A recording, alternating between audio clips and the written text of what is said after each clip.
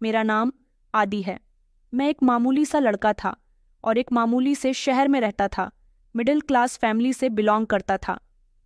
मेरे पिता एक सरकारी नौकर थे। मम्मी ने सारी जिंदगी हाउसवाइफ बनकर गुजारी थी। मैं पढ़ाई में शुरू से ही अच्छा था, इसीलिए मेरे पेरेंट्स को मुझसे बहुत उम्मीदें थीं। कम से कम इतनी कि मैं उनके घर का बोझ उठा सकूं। मेरा एडमिशन यूनिवर्सिटी में हुआ। यहाँ की दुनिया मेरे लिए नई थी। यह सबके चेहरे मेरे लिए अलग अलग थे।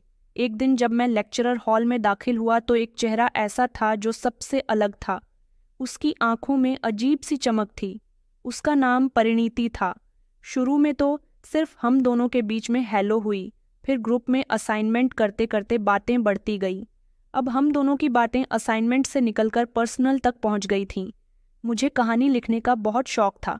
एक दिन परिणीति ने कहा कि अगर तुम मेरी जिंदगी पर कहानी लिखो तो मुझे पहले पढ़ाना। मैंने दिल ही दिल में सोचा कि अगर तुम मेरी जिंदगी का हिस्सा बन गई तो मैं तुम पर पूरी किताब लिख दूंगा। हम दोनों की दोस्ती धीरे धीरे मोहब्बत में बदल गई। हम दोनों ने एक दूसरे से मोहब्बत का इकरार कर लिया था। मैंने एक दिन परिणीति से कहा कि तुम्हारे बिना सब कुछ अधूरा लगता है। उसने धीरे से मेरी तरफ देखा और मुस्कुराकर कहा, तो सब कुछ पूरा कर लो। मैंने इस बारे में अपने पेरेंट्स से बात की तो पापा ने पहले तो मुझे हैरानी से देखा, फिर कुछ देर सोचते हुए कहने लगे कि बेटा, लड़की कौन है, क्या करती है। मैंने उनको बताया कि वो यूनिवर्सिटी में मेरे साथ पढ़ती है। उसका नाम परिणीति है। बहुत अच्छी और शरीफ लड़की है। मम्मी ने कहा कि फैमिली कैसी है। मैंने उनको परिणीति की फैमिली के बारे में भी सब कुछ बता दिया। काफ़ी देर की बातचीत के बाद वो लोग मान गए। वो मेरी खुशी के लिए परिणीति के घर रिश्ता ले गए। परिणीति के पेरेंट्स भी इस रिश्ते के लिए मान गए थे। खुशी की वजह से हम दोनों के आंसू निकल आए थे। हमें लगता था कि हमारी शादी पॉसिबल नहीं है, मगर अब सब कुछ पूरा हो गया था। यूनिवर्सिटी के दिन बदलने लगे थे। हम सिर्फ स्टूडेंट नहीं रहे थे, बल्कि एक दूसरे के बंधन में बंध चुके थे। मैं ऊपर वाले का शुक्रगुजार था कि मेरी जिंदगी में एक ऐसी लड़की शामिल हो रही थी जो मेरे सपनों से ज़्यादा सुंदर थी, मेरी सोच से ज़्यादा समझदार थी, मुझे सबसे ज़्यादा प्यार करने वाली थी। मुझे नहीं पता था कि आगे क्या होने वाला है, पर उस समय मुझे लगा कि मेरी दुनिया पूरी हो गई है। एक दूसरे के साथ बहुत सारे वादे किए थे, लेकिन शायद दिल के वादे हमेशा टूट जाते हैं। पढ़ाई पूरी होने की देर थी कि दोनों के घर में शादी की तैयारियां शुरू हो गईं। मेरी नौकरी भी लग गई थी और फिर फाइनली शादी का दिन भी आ गया जब मेरी जिंदगी में परिणीति को हमेशा के लिए शामिल होना था। शादी की कुछ रस्में पूरी हुई तो जूता चुराई का समय आया था। जब सामने से परिणीति की छोटी बहन मिताली को आते हुए देखा, हल्के गोल्डन कलर के कपड़ों में वो बहुत ही सुंदर लग रही थी। आज मैंने पहली बार उसे देखा था, क्योंकि अभी तक मेरा उसे सामना नहीं हुआ था। सिर्फ मैंने उसे फोटोज में ही देखा था। उसे देखकर मैं बस देखता ही रह गया। ऐसे लगा जैसे वक्त रुक सा गया है। उसकी आंखों में मासूमियत थी जो मुझसे कुछ कह रही थी। उसने जूता चुराई की रस्म की तो मैं सब कुछ भूल गया, बस बार बार उसके चेहरे को ही देखता रहा। विदाई का समय आया और विदाई के समय परिणीति के पिता ने मुझसे कहा कि बेटा, हम तुम्हें अपनी बेटी दे रहे हैं, बस इसका बहुत ध्यान रखना। हमने सारी जिंदगी इसे बहुत प्यार से रखा है। उनको भरोसा दिलाया कि मैं आपकी बेटी को आपसे भी ज्यादा प्यार दूंगा। उसी दौरान मिताली बार बार मेरे सामने आ रही थी। कोशिश कर रहा था कि उसे नज़रअंदाज करूं, लेकिन जैसी आंखें उसे देखने के लिए बेबस हो रही थीं। विदाई के बाद गाड़ी में परिणीति खामोश बैठी हुई थी। मैंने धीरे से कहा कि डरी हुई हो? उसने कहा कि नहीं, बस सबको छोड़कर जाने का दुहक है। घर जाकर परिणीति का धूमधाम से स्वागत किया गया। हमारी शादी की पहली रात बहुत अच्छे से गुजर गई। शादी को 2 दिन गुजर गए थे जब परिणीति की फैमिली ने हमें खाने पर इनवाइट किया। जब हम वहां पर गए तो मेरी नज़र सबसे पहले मिताली पर गई, जो कि आज भी बहुत सुंदर लग रही थी। हम सब लोग जब खाना खाने के लिए बैठे तो वो बार बार कभी मुझे कोई चीज़ पकड़ाती तो कभी कोई चीज़, बार बार कहती कि लीजिए ना जीजू।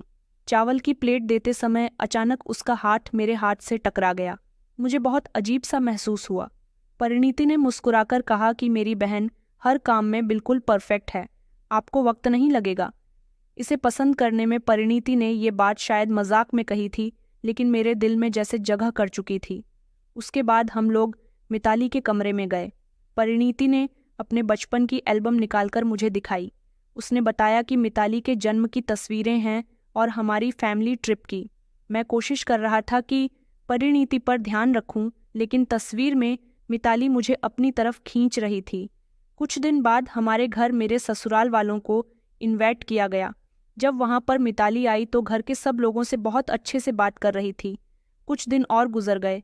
मैं और परिणीति नए घर में शिफ्ट हो गए। हमारी जिंदगी की नई शुरुआत हो गई थी, लेकिन मिताली का ख्याल मेरे दिल से निकलने का नाम नहीं ले रहा था।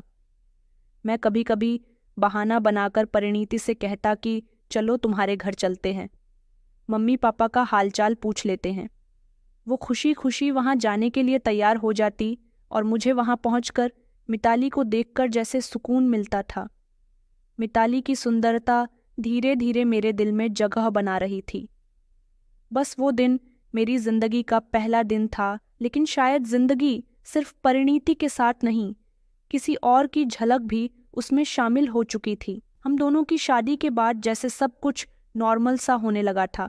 परिणीति जल्दी उठती थी, नाश्ता बनाती थी, मुझे ऑफिस के लिए तैयार करती। मैं कुछ देर अखबार पढ़ता, फिर चाय के कप के साथ रोज की खबर सुनता। शाम को घर आता तो वो दरवाजे पर मेरा इंतजार कर रही होती थी, ऐसे जैसे हम दोनों के बीच पहले जैसी मोहब्बत अभी तक कायम हो। लेकिन ये सब एक अलग सिस्टम लगने लगा था। एक दिन इत्तेफाक से परिणीति ने कहा कि मम्मी का फ़ोन आया था, कह रही थी कि तुम लोग आजकल घर नहीं आ रहे हो। मुझे तो जैसे बहाना मिल गया था। मैंने फ़ौरन ही कहा कि चलो संडे चलते हैं, तुम भी अपने फैमिली को याद कर रही होगी। मेरे दिल में एक अजीब सी हलचल थी। ससुराल पहुंचे तो परिणीति की मम्मी ने दरवाजे पर ही मुझे गले लगा लिया। कहने लगी कि आ गया मेरा बेटा, भगवान तुम दोनों को हमेशा खुश रखे। परिणीति अंदर चली गई थी और मिताली बाहर निकली। उसके हाथ में फाइल थी। कहने लगी कि जीजू आ गए हैं, जल्दी से मिठाई निकालिए। मैंने कहा कि जीजू कहने की क्या ज़रूरत है, तुम मेरा नाम भी तो ले सकती हो। वो हंसने लगी और कहने लगी कि ठीक है आदि जी। वो दिन तो ससुराल में गुजर गया था, लेकिन मैं कोशिश करता था कि मिताली से पर्सनल बात करूं। लेकिन वो कभी चाय ले आती तो कभी पढ़ाई के बारे में बातें करने लग जाती थी। मेरे ऑफिस की वैसे भी छुट्टियां चल रही थीं, इसलिए मैं भी परिणीति के साथ अपने ससुराल में ही रुका हुआ था। तीसरे दिन सुबह नाश्ते पर मिताली की बातों से झटका लगा। उसने अपनी मम्मी की तरफ देखते हुए कहा कि मम्मी, उस दिन अनीता आंटी, उन्होंने कहा था कि वो दशहरे के बाद इंगेजमेंट रखना चाहती हैं। उसकी मम्मी ने मुस्कुराकर कहा कि हाँ बेटा, अब समय आ गया है कि तुम्हारा रिश्ता भी पूरा कर दिया जाए। मेरे हाथ से अचानक चम्मच गिर गया। सबने चौंक कर मुझे देखा। मैंने कुछ नहीं कहा। रात को मुझे कमरे में जाकर नींद नहीं आई। दिमाग में एक ही सवाल घूम रहा था, क्या मिताली की इंगेजमेंट होने वाली है? मिताली राजी है? मैंने सवाल किया। इतने में ही परिणीति कहने लगी कि हाँ वो राजी है। मैंने कहा उसे वो लड़का पसंद है। परिणीति कहने लगी कि हाँ मनीषू, उसे पसंद है। ये सुनकर मुझे बहुत गुस्सा आया। परिणीति को नहीं पता था, लेकिन मैं खुद से उलझने लगा था। कभी कभी इंसान किसी और को खुश देखकर अपनी लाचारी का एहसास करता है। मैं वही इंसान था जो अपनी मर्जी से मोहब्बत के बंधन में बंधा था और अब किसी और के वादे से बेचैन हो रहा था। अगले हफ्ते मैंने बहाना बनाया कि बिजनेस मीटिंग है, 2 दिन शहर से बाहर जाना है, लेकिन मैं सीधा ससुराल चला गया। रास्ते में सोचता रहा कि मिलता जाऊं, परिणीति की मम्मी खुश हो जाएंगी। मैं वहां पहुंचा तो मिताली उस समय अपने कमरे में थी। कुछ देर के बाद बाहर आई। उसने शरारत से पूछा कि आप सच में बिजनेस के काम से आए हैं या फिर हमसे मिलने के लिए? मैंने मुस्कुराकर जवाब दिया कि दोनों। उस दिन मिताली का बिहेवियर बहुत फ्रेंडली था, लेकिन मैं उसकी हर बात में कोई इशारा ढूंढने लगा। उसने बताया कि मनीष काफ़ी बिजी रहते हैं, कभी फ़ोन तक नहीं करते। मैंने बेदिल्ली से कहा कि तुम्हें कोई ऐतराज़ है उससे सगाई पर? उसने कहा कि नहीं, ये रिश्ता मेरे पेरेंट्स की खुशी से हुआ है। अब तो आदत हो गई है। मैंने घर वापस जाकर परिणीति को कहा कि मिताली की पढ़ाई पूरी होने के बाद ही उसकी शादी करना ज़्यादा बेहतर है। परिणीति कहने लगी कि हाँ, उसके अभी तो सेमेस्टर बाकी हैं। मैं खामोश हो गया, लेकिन दिमाग पूरी तरह से जाग चुका था। खुद को संवारने के बजाय अंदर से बिगड़ने लगा था और किसी को आइडिया नहीं था कि मैं क्या सोच रहा हूँ। शायद मुझे खुद भी नहीं पता था कि मैं किस रास्ते पर जा रहा हूँ। सुबह ऑफिस, शाम को घर और बीच में कुछ दोस्तों के साथ मुलाकात या बाजार का चक्कर। परिणीति तो घर ही संभाल रही थी और अब उसकी तबीयत में बदलाव आने लगा था। एक दिन उसने खामोशी से मेरे सामने रिपोर्ट रखी। मैंने कहा कि ये क्या है? वो हंसते हुए कहने लगी कि तुम पिता बनने वाले हो। मैंने ऊपर से खुशी दिखाई, लेकिन अंदर से मुझे गुस्सा आ रहा था। दिल में जैसे किसी ने रुकावट पैदा कर दी हो। खुशी थी, लेकिन एक कमजोरी मेरे अंदर शोर मचा रही थी। परिणीति अब पहले से ज्यादा अपना ख्याल रखने लगी थी, मेरी सेहत के साथ साथ अपने खाने पीने का भी। वो हमेशा कहती थी कि मैं चाहती हूँ कि हमारा बच्चा एक अच्छे पिता की गोद में पले। मैं मुस्कुरा देता, लेकिन मेरा ध्यान कहीं और भटक रहा था। मिताली अब कभी कभी फ़ोन पर परिणीति से बात करती थी और अगर मैं करीब होता तो मेरा ध्यान फौरन उसकी आवाज़ पर जम जाता। वो दोनों हंस हंस कर बातें करती। मिताली कहती कि जीजू, हम दोनों की बातें सुनते हैं। परिणीति कहती कि हाँ, कभी कभी सुन लेते हैं जब कोई खास बात होती है। एक दिन परिणीति ने कहा कि चलो मम्मी के घर चलते हैं, मम्मी को बताना है कि मैं प्रेग्नेंट हूँ। मुझे तो जैसे ही बहाना मिल गया था, मैंने फौरन कहा कि ठीक है, उनको खुशखबरी देनी चाहिए। हम पहुंचे तो जैसे घर का पूरा माहौल खुशी में बदल गया। मिताली किचन से भागकर आई कि वो मैं मासी बनने वाली हूँ, मुबारक हो जीजू। अब तो पक्का आपको जीजू कहना ही पड़ेगा। परिणीति ने उसका गाल सहलाया और कहा, तो फिर जल्दी से तुम भी शादी कर लो ताकि हम भी तुम्हें कुछ कह सकें। मिताली फौरन खामोश हो गई। उसके चेहरे पर जैसे सीरियसनेस आ गई थी, लेकिन जल्द ही मुस्कुराहट में बदल गई। मैं कुछ देर बाद कमरे से बाहर निकला, छत पर हवा में चला गया। कुछ देर बाद वहां मिताली भी आ गई। वो कहने लगी कि मेरे घर की छत मेरी फेवरेट जगह है। मैं बचपन में यहाँ बैठकर सपने देखती थी। मैंने कहा, अब कोई सपना नहीं देखती? उसने कहा, अब तो वो तय हो चुके हैं। मनीष के साथ यही सब कहते हैं। मैंने हल्के से मुस्कुराते हुए कहा कि बस सब कहते हैं, इसलिए तुम नहीं चाहती? उसने मेरी तरफ देखा, आंखों में कुछ लहरें ठहरीं। आपको क्या फर्क पड़ता है? मैंने उसकी तरफ झुककर कहा, अगर तुम खुश नहीं हो तो फर्क पड़ता है। वो तड़प कर कहने लगी, तो आप ये बात मनीष को क्यों नहीं कहते? उनसे तो आपकी काफ़ी दोस्ती हो गई है। वो ठीक कह रही थी। उसकी खातिर मैंने उसके होने वाले पति से दोस्ती कर ली थी। मैं खामोश हो गया और वो गुस्से में नीचे चली गई। कमरे में परिणीति ने मिताली को कहा, क्या हो गया है? चील छली सी लग रही है। अगले दिन वापसी पर परिणीति ने कहा कि मुझे तो लगा कि तुम खुश हो गए पिता बनने पर, लेकिन तुम्हारा बिहेवियर तो अजीब सा हो गया है। मैंने कहा कि ऐसा कुछ भी नहीं है, बस दिमाग में थोड़ी टेंशन चल रही है काम की। मैंने उसे मामूली सा जवाब दे दिया, लेकिन सच ये था कि मेरे दिमाग में सच में उलझन थी। मिताली की नाराज़गी मुझे अजीब सा सुकून दे गई थी। मुझे लगा कि शायद वो भी मेरे बारे में सोचती है, शायद उसे ये रिश्ता पसंद नहीं। मैंने दोबारा मनीष के बारे में पूछने की कोशिश की। परिणीति ने सीरियस होकर कहा कि आदि, आप बार बार मिताली और मनीष की बातें क्यों करते हो? मैंने कहा कि बस ऐसे ही ख्याल आ जाता है कि वो एक दूसरे के रिश्ते से खुश हैं या नहीं। अगर मिताली खुश नहीं होगी तो हम उसे सगाई से रोक लेंगे। वो कहने लगी, क्या तुम ऐसा चाहते हो कि सगाई ना हो? मैंने कहा कि नहीं, बस मिताली की फिक्र हो जाती है। परिणीति ने मेरी तरफ देखा जैसे कुछ जानने की कोशिश कर रही हो, फिर वो खामोश हो गई। अब मैं अकेले अकेले रहने लगा था। दिमाग में सिर्फ मिताली की बातें चलती रहती थीं। उसकी मुस्कुराहट, वो छत पर गुजरा समय, सब कुछ मुझे याद आया करता था। एक दिन मैंने इत्तेफाक से मनीष को मार्केट में देखा, जो किसी लड़की के साथ कुछ कागजात देख रहा था। उसने मुझे देखते ही हेलो किया। मैं उसके करीब जाकर खड़ा हो गया। उसने कहा कि आइए आदि भैया, बैठिए, क्या हो रहा है आजकल? मैंने कहा कि हाँ, बस हम तो काम में बिजी रहते हैं। तुम बताओ क्या हो रहा है? उसने कहा कि शादी की तैयारी कर रहा हूँ। शादी के बाद मिताली को बाहर ले जाने का प्लान बना रहा हूँ।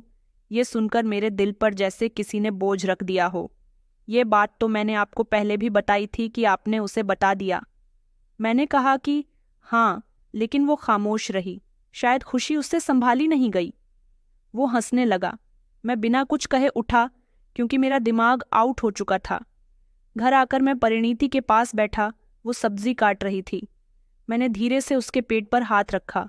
उसने मुझे देखा, मुस्कुराकर कहने लगी, ये बच्चा हम दोनों को और करीब ले आएगा ना? मैंने सर हिला दिया। दिल कुछ और कह रहा था, दिमाग कुछ और समझ नहीं आ रहा था कि क्या हो रहा है।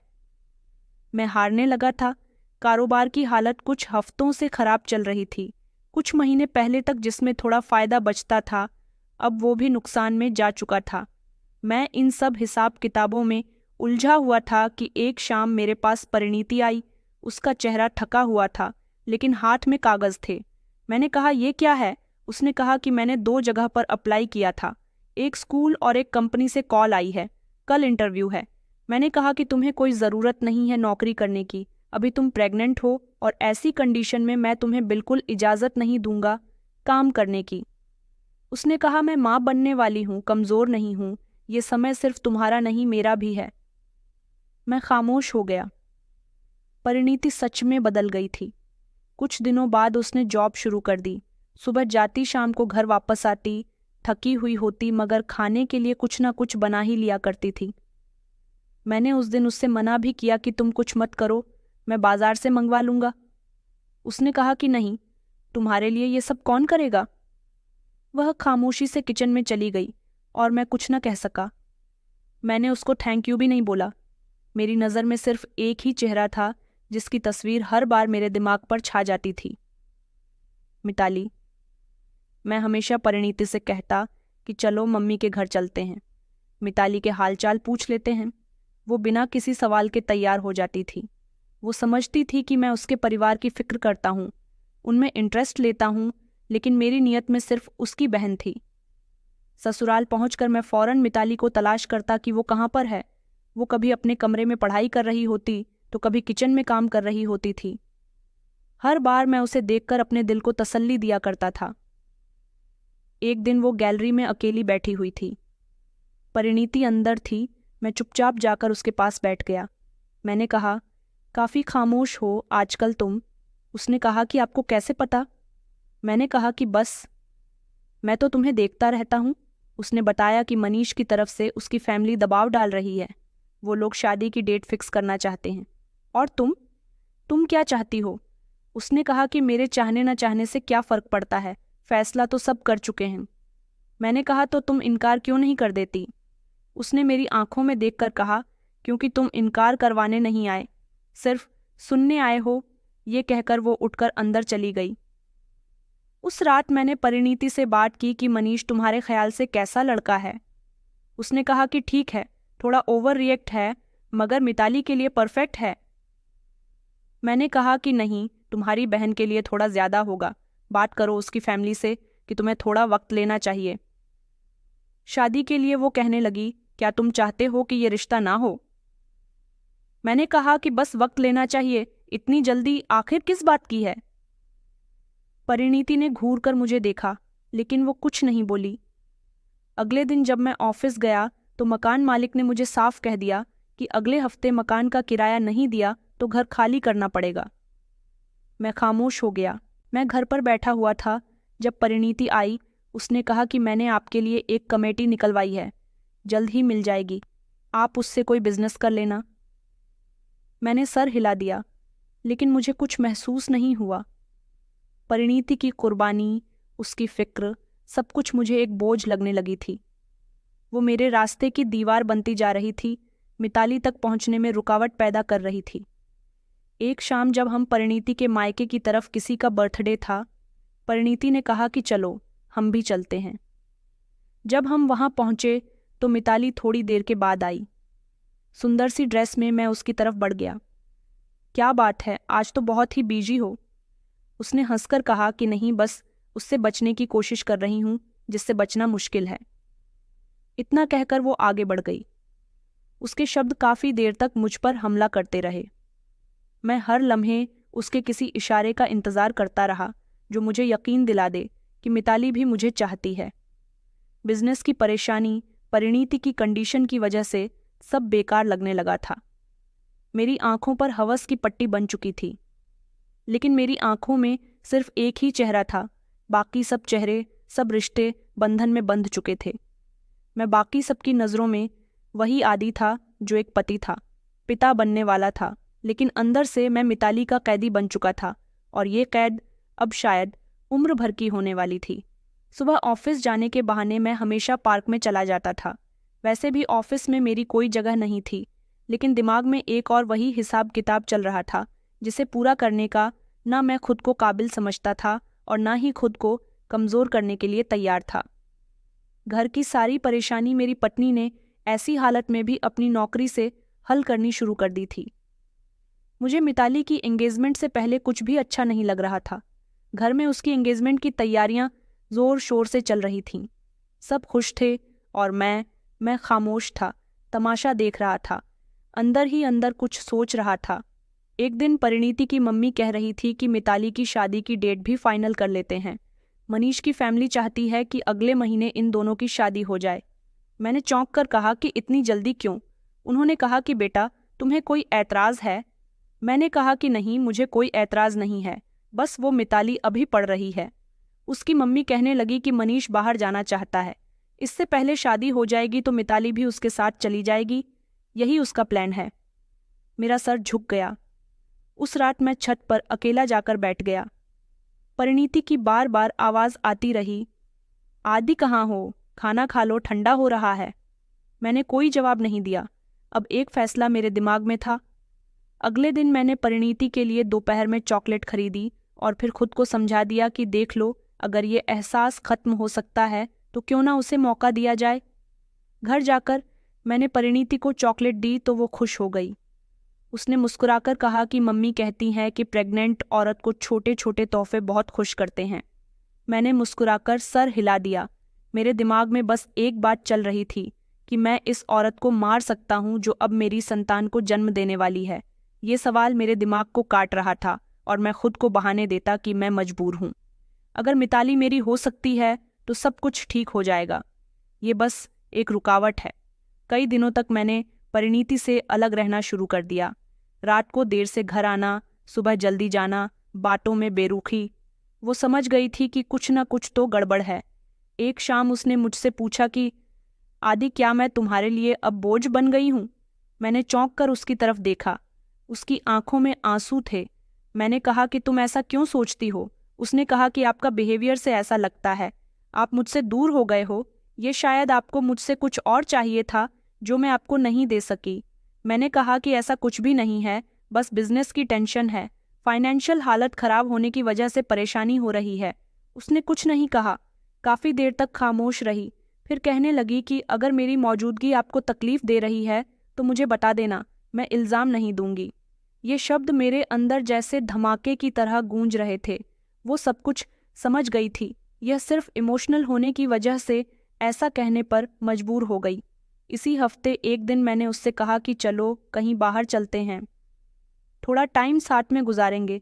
वो हैरान हो गई और साथ ही साथ खुश भी थी। हम गाड़ी में निकले, शहर से कुछ दूर एक सड़क पर चले गए जहाँ ज़्यादा भीड़भाड़ नहीं थी। वो हंसकर कहने लगी कि आप मुझे यहाँ क्यों लाए हो? मैंने कहा कि बस तुमसे बात करनी थी। वो कहने लगी कि ऐसी कौन सी बात है जो हम घर पर नहीं कर सकते थे? मैं खामोश हो गया। हाथ स्टीयरिंग पर थे मगर दिल और दिमाग किसी और तरफ धड़क रहा था, जैसे कोई बहुत बड़ा फैसला लेने वाला हूँ। मैं कुछ नहीं कर सका। मैंने हाथ रोक ली। मेरे अंदर से एक जोरदार आवाज़ आई, आदि, तुम किसी की जान लेने जा रहे हो? मैंने गाड़ी मोड़ ली। परिणीति ने पूछा कि कहाँ जा रहे हो? मैंने कहा कि घर, बस कुछ याद आ गया। रात को वो सो गई। मैं छत पर चला गया। मैं बहुत खामोश था। अंधेरे में एक मक्खी बार बार मेरे पास आती रही, जैसे वो बार बार याद दिला रही हो कि गंदगी कहाँ है। मैं किसी की जिंदगी खत्म करने वाला था, लेकिन मेरे दिल का जहर अब भी वैसा का वैसा ही था। ये जंग अभी खत्म नहीं हुई थी, बस एक दिन के लिए टल गई थी और शायद अगले दिन मैं और कमज़ोर हो जाऊं। उस रात मैं काफ़ी देर तक छत पर बैठा रहा। नीचे कमरे में परिणीति सो रही थी और मेरे दिल में बेरहम ख्याल जाग रहे थे। मैं खुद को रोज़ समझाता था, रोक लेता था, पर दिल जैसे किसी के बस में नहीं था। मिताली की सगाई की खबर कुछ और दिल में चुभ रही थी। उसकी सगाई का दिन भी आ गया। मैं 2 दिन तक बिल्कुल खामोश रहा, किसी से कोई बात नहीं की, बस काम में बिजी और थकान का बहाना बना दिया। परिणीति समझ चुकी थी कि कुछ ठीक नहीं है, मगर उसके पास इतनी हिम्मत नहीं थी कि वो खुलकर मुझसे कुछ पूछ सके। एक सुबह चाय का कप मेरे सामने रखते हुए कहने लगी कि अगर मैं कुछ गलत कर बैठूं तो मुझे माफ़ कर देना। कभी कभी इंसान सिर्फ दिल से सोचता है, दिमाग खामोश हो जाता है। मैंने उसकी तरफ बिना देखे चाय का कप उठाया और सर हिला दिया। उसी दिन घर में बिजली चली गई, इन्वर्टर भी अचानक से बंद हो गया। परिणीति स्टोर रूम में मोमबत्ती लेने गई और ऊपर कमरे की लाइट देखकर मैं जान गया कि यही मौका है। मेरा दिल जोर जोर से धड़कने लगा। मैंने जूते पहने, धीरे धीरे नीचे उतरा। परिणीति सीढ़ियों पर वापस चढ़ने लगी थी। एक हाथ में मोमबत्ती थी, दूसरे से अपना पेट सहला रही थी। मैंने धीरे से कदम बढ़ाए जैसे कुछ तलाश कर रहा हूँ। मैंने कहा, परिणीति 1 मिनट सुनो। वो रुकी और मोल्ड के कहने लगी कि जी। उसने एक लम्हे को मेरी तरफ देखा। उसका चेहरा थका हुआ था। मैंने दिल में सोचा कि अभी या अभी नहीं। मैंने बस एक लम्हा हाथ बढ़ाया और उसे धक्का दिया। वो जोरदार चीख के साथ नीचे गिरी। मोमबत्ती उसके हाथ से छूट गई। उसके शरीर का वजन जैसे दीवार से टकरा गया। मैं तेजी से ऊपर के कमरे में गया, खुद को संभालना और बेड पर बैठ गया। कुछ ही लम्हों बाद पड़ोस की एक औरत की आवाज़ सुनाई दी, जो उसी समय मेरी पत्नी से किसी काम के लिए हमारे घर पर आई थी। आदि भैया, परिणीति गिर गई है। मैं दौड़कर नीचे गया जैसे मुझे कुछ पता ही न हो। परिणीति बेहोश पड़ी हुई थी। उसे गोद में उठाया और गाड़ी में लेकर सीधा अस्पताल पहुंचा। अस्पताल में उसे फौरन इमरजेंसी में ले गया। इंतज़ार करते हुए मैंने परिणीति की मम्मी को फ़ोन किया। मम्मी, परिणीति गिर गई है, उसकी कंडीशन बहुत ख़राब है। आंखों से आंसू निकालना मुश्किल नहीं थे। वो तो मैं कई बार आईने के सामने रिहर्सल कर चुका था। परिणीति के माता पिता जल्द ही अस्पताल पहुंचे। उनके साथ मिताली भी थी। मेरी नज़र उस पर पड़ी। वो काफ़ी सदमे में थी, कुछ बोलने की हालत में नहीं थी। उसने रोते हुए कहा, क्या हुआ था? मैंने बताया कि अंधेरा था, सीढ़ियों से गिर गई। मैं ऊपर था, मुझे नहीं पता कि ये सब कैसे हुआ। डॉक्टर बाहर आया और कहने लगे कि पेशेंट की हालत बहुत नाजुक है, हम कोशिश कर रहे हैं। सब लोग परेशान हो गए थे और मैं अंदर से सिर्फ एक बात सोच रहा था, ये सब खत्म हो जाए और जिंदगी मेरे हिसाब से हो जाएगी। 2 घंटे के बाद डॉक्टर दोबारा आया। कहने लगा कि माँ की हालत बहुत खराब है, लेकिन बच्चा जिंदा है। हमें माँ को आईसीयू में रखना होगा। अगले जो 20 घंटे होंगे वो बहुत ही अहम हैं। मेरी फैमिली से भी सब लोग अस्पताल में आ गए थे। मिताली बिल्कुल खामोश थी। मैं जानबूझकर रो रहा था, बार बार सबको तसल्ली दे रहा था कि वो ठीक हो जाएगी, बस प्रार्थना कीजिए। जब कमरे में डॉक्टर ने बुलाया तो हम सब अंदर गए। परिणीति के चेहरे पर ऑक्सीजन मास्क था, लेकिन आंखें बंद थीं। डॉक्टर ने परिणीति के पिता से कहा कि हम पूरी कोशिश कर रहे हैं पेशेंट को बचाने की। परिणीति की मम्मी ने उसके माथे पर हाथ रखा। मेरी बेटी, आंखें खोलो, कुछ तो बोलो। लेकिन वो सीधी कंडीशन में एक तरफ को लेटी हुई थी। मेरी भी एक्टिंग ऐसी थी कि किसी को मुझ पर शक नहीं हुआ। मेरे दिल में एक सुकून था, जैसे हर कदम मुझे मिताली के करीब ले जा रहा हो। मिताली ने एक बार मेरी तरफ देखा तो मैंने नज़रें झुका लीं। देर रात परिणीति को दोबारा से वेंटिलेटर पर शिफ्ट कर दिया गया। सब लोग थक चुके थे। मैंने चुपचाप एक कोने में बैठकर सर पकड़ लिया, जैसे कि मैं बहुत परेशान हूँ। मेरी मम्मी ने कहा कि बेटा कुछ खा लो, सुबह से परेशान हूँ बेटा, कुछ तो खा लो, सुबह से तुमने कुछ भी नहीं खाया। मैंने कहा कि माँ, मेरा मन नहीं कर रहा। परिणीति की कंडीशन देखकर मुझे कुछ भी अच्छा नहीं लग रहा। ये शब्द मैंने फीलिंग्स के साथ बोले थे ताकि मेरा दुख सबको असली लगे। सुबह आंख खुली तो अस्पताल की सफ़ेद दीवारें पहले से ज़्यादा खामोश लग रही थी। नर्स आई और कहा कि डॉक्टर साहब आपसे बात करना चाहते हैं। मैंने धीरे से परिणीति की मम्मी को जगाया, जो मेरे साथ अस्पताल में ठहरी हुई थी, और मिताली एक तरफ टेक लगाकर बैठी थी। हम सब डॉक्टर के कमरे की तरफ गए। डॉक्टर ने नज़रें झुकाकर कहा कि हमने पूरी कोशिश की, मगर हम परिणीति को नहीं बचा सके। वहाँ कुछ देर के लिए खामोशी छा गई। और बच्चा? परिणीति के पिता ने कंपकपाते हुए आवाज़ में कहा। डॉक्टर ने कहा कि बच्चा बिल्कुल ठीक है। परिणीति की मम्मी ज़मीन पर बैठ गई, रोने लगी कि मेरी बेटी चली गई, हमें छोड़कर। मिताली तेज़ी से आगे बढ़कर अपनी मम्मी को संभालने लगी। मैं कुछ देर निःशब्द खड़ा रहा, फिर धीरे धीरे 2 कदम आगे बढ़ाए और मिताली के पिता के कदमों में बैठ गया। मैंने कहा, मैंने तो बस उसे खुश रखना चाहा था। मेरी आवाज़ में जानबूझकर दर्द था। आंखों से आंसू बह रहे थे और मैं अपने हाथों से अपना चेहरा छुपाकर रो रहा था। सब मुझे ही तो तसल्ली दे रहे थे। मैं बार बार कह रहा था कि मुझे समझ नहीं आ रहा वो मुझे कैसे छोड़कर चली गई। मिताली भी अपनी बहन की मौत पर बहुत उदास थी। कुछ समय के बाद हम परिणीति की लाश को घर ले गए और उसका अंतिम संस्कार कर दिया गया। हर जगह अफसोस मौजूद था। कोई आकर मुझे गले लगा लेता तो कोई मुझे तसल्ली देता। मेरा बच्चा परिणीति की मम्मी की गोद में था। वो रोती जा रही थी और यही कह रही थी कि ये मेरी बेटी की निशानी है। मैंने धीरे से उनसे बच्चा लिया, उसे प्यार किया और कहा कि वादा करता हूँ कि मैं तुम्हें कभी भी माँ की कमी महसूस नहीं होने दूंगा। मैंने खुद को सबके सामने ऐसा पेश किया जैसे मैं अपनी पत्नी से बहुत मोहब्बत करने वाला पति था।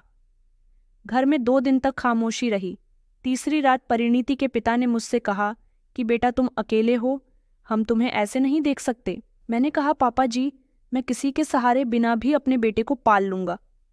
परिणीति की याद के सहारे उन्होंने कहा, लेकिन बच्चे को माँ की ज़रूरत होती है। हम चाहते हैं कि कोई हो जो इसका ख्याल रख सके। मैंने फौरन कहा कि नहीं, आप मिताली को इस मुसीबत में मत डालिए। उसके अपने सपने हैं, वो मेरी पत्नी की बहन है, वो मेरे लिए हमेशा बहनों जैसी रहेंगी। ये सब कुछ मैं जानबूझकर इस अंदाज में कह रहा था कि उन पर मेरी बातों का असर हो गया। अगले दिन मिताली चुपचाप मेरे कमरे में आई। हाथ में परिणीति का एक पुराना सा कपड़ा था। कहने लगी कि ये दीदी के कपड़े हैं, हमारे घर पर रखे हुए थे, मैं ले आई हूँ। मैं कुछ नहीं बोला। वो कमरे से जाने लगी तो मैंने कहा, मिताली तुम्हें कभी ये महसूस हुआ है कि हम।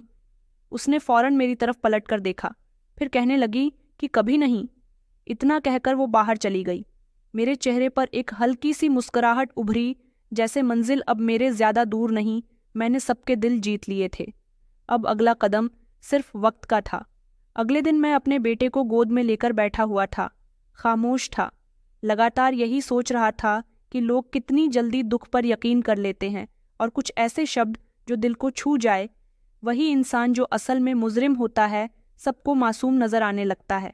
एक दिन परिणीति के पिता मेरे पास आए और कहने लगे कि बेटा, हमने बहुत सोचा, इस बच्चे को माँ की ज़रूरत है, हम तुम्हें अकेला नहीं छोड़ सकते। मैंने कहा, पापा जी प्लीज़ ऐसी बातें ना करें मेरे लिए, अब मेरी पत्नी की जगह कोई नहीं ले सकता। उन्होंने कहा कि ये बच्चा एक माँ के बिना कैसे रहेगा, तुम्हारी जवानी, तुम्हारी जिंदगी का क्या होगा। हम नहीं चाहते कि तुम सारी जिंदगी अकेले रहो। ऐसा लगा जैसे वो आगे भी कुछ कहना चाहते हैं लेकिन रुक गए। फिर कहने लगे कि अगर तुम चाहो तो मिताली। मैंने ये सुनते ही कहा कि नहीं, ये क्या कह रहे हैं। मिताली मेरी पत्नी की बहन है, वो बच्ची है, उसे मैं कैसे। उन्होंने मेरे सर पर हाथ रखा और कहने लगे कि नहीं, अब वो बड़ी हो गई है और वो इस बच्चे की मासी है, उसे माँ से बढ़कर प्यार देगी। परिणीति के पिता ने कहा, ये रिश्ता सबके लिए बेहतर होगा। मैं खामोश हो गया। मैंने कहा, और मिताली की क्या मर्जी है। उन्होंने कहा कि वो हम देख लेंगे बेटा। मैंने कहा कि ठीक है, आप मुझे थोड़ा वक्त दीजिए, मैं सोच कर बताता हूँ। उस रात मैंने फिर मिताली को खामोशी से गैलरी में बैठे देखा। उसके हाथ में परिणीति की डायरी थी, शायद कुछ पढ़ रही थी। मैं करीब गया तो उसने जल्दी से डायरी बंद कर दी। मैंने कहा कि काफ़ी दिन हो गए हैं तुमसे बात किए हुए। उसने कहा कि अब बात करने के लिए बचा ही क्या है। मैंने कहा कि तुम बदल गई हो। उसने कहा कि नहीं, तुम बदले हो, बेनकाब हुए हो। उसके शब्द नरम थे लेकिन बहुत खड़े थे। मैंने कहा, तुम्हारे पापा हम दोनों के रिश्ते की बात कर रहे थे, पता है तुम्हें। उसने कहा कि हाँ, और तुम इनकार कर रहे हो। मैंने कहा, क्योंकि मैं नहीं चाहता कि तुम अपनी ज़िंदगी मेरे और इस बच्चे के लिए कुर्बान कर दो। उसने कहा कि तुम चाहो या ना चाहो, मैं तो देख रही हूँ कि कब तक तुम झूठ बोलना बंद करोगे। मैंने कहा, मैंने क्या झूठ बोला है। उसने कहा कि यही कि तुम इनकार कर रहे हो, तुम्हारे दिल की चाहत कुछ और है। मैं खामोश हो गया और वो चली गई। मैं सोचता रहा कि अब सच और झूठ से ऊपर कोई नहीं रहा, सब कुछ दिखावे का हिस्सा बन चुका है। मेरे जाते समय उसके पेरेंट्स ने कहा कि हम मिताली की मर्जी पूछ लेंगे, मगर तुम उससे बात करो, उसके दिल के हालात समझो। मैंने कहा, मैं उस पर दबाव नहीं डालना चाहता। मैंने घर वापस आकर बच्चे को गोद में लिया। दरवाज़ा हल्का सा खुला हुआ था तो वो भी मेरे पीछे पीछे मेरे घर आ गई। उसके हाथ में दूध की बोतल थी। कहने लगी कि बच्चे के लिए लाई हूँ। मैंने धीरे से कहा कि ये तुम्हारी बहन की निशानी है, इसलिए इसे संभाल रही हूँ, ना बुरे की। फिर कहने लगी कि सबके सामने जो चालाकी तुमने की है ना, वो कामयाब लगती है, पर जो अंदर से जानते हैं उनके सामने तुम खाली हो। मैं खामोश रहा। वो चली गई थी, मगर उसकी बातें बड़ी अजीब थीं। 1 महीना गुजर चुका था। परिणीति के जाने के बाद सब कुछ खामोश था। परिणीति के पेरेंट्स हमारे घर मुझसे और बच्चे से मिलने के लिए आते थे और कहकर जाते थे कि हम सोच रहे हैं तुम्हें अकेला नहीं रहने देंगे। एक दिन उसके पिता ने मुझे बताया कि मिताली ने हाँ कर दी है और हम शादी की तारीख तय करना चाहते हैं, अगले हफ्ते की। मैंने कह दिया कि जैसा आप लोग ठीक समझे। दिल में खुशी की लहर दौड़ रही थी। मैं जो चाहता था अब मुझे मिलने वाला था। शादी वाले दिन सब कुछ सिंपल लग रहा था। बच्चा मेरी गोद में था, मैं खुश था। मिताली कमरे से बाहर निकली तो सबकी नज़रें उस पर थीं। वो बहुत ही सुंदर लग रही थी, मगर उसकी आंखों में न कोई अफसोस था न शर्म थी, बस ये खामोशी थी, जैसे अंदर कुछ बोल रहा हो। हम दोनों की शादी हुई तो वो विदा होकर मेरे घर आ गई थी। विदा होते समय उसके माता पिता ने उसे कहा था कि तुम अपनी बहन की जगह जा रही हो, उसके पति और बेटे का बहुत ख्याल रखना। ये सुनकर भी वो खामोश थी। वो मेरे कमरे में बच्चे के साथ थी, मैं अलग कमरे में था। कुछ दिनों तक मैंने ऐसा ही किया कि सबको लग रहा था कि मैं मिताली को वक्त दे रहा हूँ, लेकिन मैं जानता था कि अभी मुझे एक्टिंग जारी रखनी होगी। एक दिन बच्चा बहुत रो रहा था। मैं दरवाजे के पास गया। मिताली दूध की बोतल पकड़े बैठी थी, बच्चे को चुप करवा रही थी। मैंने कहा कि कुछ चाहिए हो तो मुझे बताना। उसने कहा कि मुझे आपसे जो चाहिए था वो तो मैं पहले ही ले चुकी हूँ। इतना कहकर वो खामोश हो गई, मगर मैं इस बात का मतलब नहीं समझ सका था। मैं सोच रहा था कि अब कमरे एक कर दिए जाए। हम दोनों ने शादी कर ली है। मेरी मम्मी हमारे साथ ही रह रही थीं। उन्होंने कहा कि बेटा, तुम्हारी उसके साथ शादी हुई है, अब तुम उसके साथ बिल्कुल ऐसे ही जिंदगी गुजारो जैसे परिणीति के साथ गुजार रहे थे। मैं उसके कमरे में गया। मैंने कहा कि हम दोनों आज एक साथ वक्त गुजारेंगे। उसने कहा कि आपके लिए गिफ्ट अलमारी में रखा है, उठकर ज़रा देख लीजिए। मैंने उठकर अलमारी खोली जिसमें एक बॉक्स रखा हुआ था। मैंने मुस्कुराकर कहा कि इसमें क्या है। उसने कहा कि खोल कर देखिए। उस पर मेरा नाम लिखा हुआ था। मैंने बॉक्स खोला तो उसमें एक डायरी थी। मैंने कहा, डायरी? उसने कहा कि हाँ, ये वही है जो मेरी बहन ने तुम्हारे साथ झेला है। मैंने डायरी का पहला पेज खोला। जिस पर लिखा हुआ था, आदि, मैं जानती हूँ कि तुम मेरी बहन को चाहते हो, तुम मुझे मार देना चाहते हो। मैंने वो सब सुना है जो तुमने अपने दोस्त से कहा था। ये पढ़कर मेरे हाथ कांपने लगे, आंखें फैल गईं। मैंने सिर उठाया तो मिताली मेरे सामने खड़ी हुई थी। उसके हाथ में मोबाइल था, रिकॉर्डिंग, डायरी और सीसीटीवी फुटेज थी। उसने कहा कि मेरे पास सब कुछ है जो तुम सोचते हो, वो सब मेरे काबू में है। उसने धीरे से कहा कि मैंने तुम्हें माफ़ नहीं किया। मैंने तुमसे शादी इसलिए की है ताकि तुम्हारी असली शक्ल सबके सामने ला सकूं। और इस तरह मैं समझ गया कि जो शादी मुझे कामयाबी लगी थी, असल में मेरे खिलाफ बदले की शुरुआत थी। अगले दिन मैंने मिताली से बात करने की कोशिश की कि देखो मिताली, रात को जो कुछ भी हुआ मैं कुछ नहीं समझ पाया था। तुम गुस्से में थी। उसने कहा, गुस्सा नहीं, मेरे पास तुम्हारे खिलाफ सारे सबूत हैं, डायरी, सीसीटीवी फुटेज जिसमें तुम मेरी बहन को सीढ़ियों से धक्का दे रहे हो। मैंने कहा, अगर तुम सब सच जानती थी तो तुमने मुझसे शादी क्यों की? ये सब पहले क्यों नहीं बताया? वो कहने लगी, ताकि तुम चालाकी से बच जाते। मैं तुम्हें तुम्हारे अंजाम तक लाना चाहती थी। इस घर में, इसी बेड पर, इसी कमरे में जहां तुमने मेरी बहन की मौत की कहानी लिखी। मैंने धीरे से कहा कि मिताली, ये बच्चा, तुम खुद सोचो, ये तुम्हारी बहन का बच्चा है। मेरे बिना इसका क्या होगा? वो तुम्हारी बहन की आखिरी निशानी है। उसने कहा, मैं कभी नहीं चाहूंगी कि वो तुम्हारे बिना बड़ा हो, लेकिन तुम्हारे साथ वो एक कातिल के साए में जिंदा रहेगा, ऐसा मैं बिल्कुल भी नहीं चाहती। मैंने कहा, तुम मेरे बारे में ऐसा कैसे कह सकती हो? वो कहने लगी, क्योंकि मैं जानती हूं कि तुमने क्या किया है। उसने कबर्ड खोली और एक रिकॉर्डिंग निकाली और कहने लगी कि ये वो कॉल है जो तुमने अपने दोस्त को की थी, जिसमें तुमने कहा था कि मेरा दिल चाहता है कि मैं परिणीति को रास्ते से हटा दूं। वो रिकॉर्डिंग सुन रही थी जिसमें मेरी ही आवाज़ थी, मुंह से बार बार सुन रही थी। मैं सहम गया। मैंने कहा, ये सब तुमने कैसे रिकॉर्ड किया? उसने कहा कि तुम भूल गए कि तुम्हारे फ़ोन की बैकअप सर्विस ऑन थी और तुमने मुझे कभी ये नहीं बताया कि तुमने क्या छुपाया था। मैं खामोश हो गया। मिताली ने एक और फाइल मेरे सामने रखी। ये सीसीटीवी फुटेज है पड़ोस के घर की, जिसमें तुम परिणीति को धक्का दे रहे हो। मैंने मोहल्ले वालों से खुद लेकर अपने पास रखी। मैंने कहा, तुम क्या चाहती हो? उसने कहा कि मैं चाहती हूं कि तुम जेल जाओ, लेकिन जाने से पहले एक और काम करना। ये डिवोर्स के पेपर हैं, इन पर साइन कर दो। मैंने वो कागज़ देखे, मेरे हाथ कांपने लगे। डिवोर्स के बाद बच्चा मैं अपने पास रखूंगा। वो कहने लगी कि नहीं, बच्चा मेरे पास रहेगा, फैसला अदालत का होगा। तुम्हारी हरकतें देखकर और तुम्हारे सारे सबूत देखकर अदालत कभी भी बच्चे को तुम्हारे पास नहीं जाने देगी। मैंने पेपर्स पर साइन किया। मेरे शरीर से पसीना बह रहा था। उसने कहा कि मैं पुलिस को फ़ोन कर चुकी हूँ, थोड़ी ही देर में पुलिस पहुँचने वाली है। मैंने कहा, मिताली प्लीज़ मुझे एक मौका दे दो, मैं बदल जाऊंगा। मौका? कैसा मौका? तुमने मेरी बहन को मौका दिया था। तुमने तो उसे एक भी मौका नहीं दिया। वो माँ बनने वाली थी, तुमने उसकी जिंदगी छीन ली। अब तुम्हें भी वही मिलेगा जो तुमने किया। दरवाजे पर दस्तक हुई। मिताली ने खामोशी से दरवाज़ा खोला। पुलिस अंदर आई, मुझसे पहचान पूछी और हथकड़ियाँ लगा दी। आपको परिणीति की मौत के केस में गिरफ्तार किया जाता है मिस्टर RD शर्मा, आपके खिलाफ सबूत मौजूद है।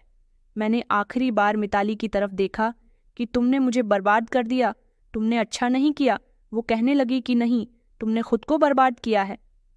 मैं तो सिर्फ दुनिया को हकीकत दिखा रही हूँ। पुलिस मुझे अपने साथ ले जा रही थी। मोहल्ले के सारे लोग मेरा तमाशा देख रहे थे।